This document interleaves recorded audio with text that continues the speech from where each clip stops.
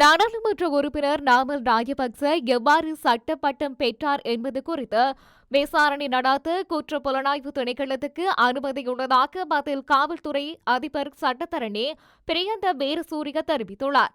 சட்ட பரீட்சையில் மோசடி செய்தே நாடாளுமன்ற உறுப்பினர் நாமல் ராஜபக்ச சட்டத்தரணியானார் என தெரிவித்து பல முறைப்பாடுகள் குற்ற புலனாய்வு திணைக்களத்துக்கு கிடைத்துள்ளதாகவும் அவர் குறிப்பிட்டுள்ளார்.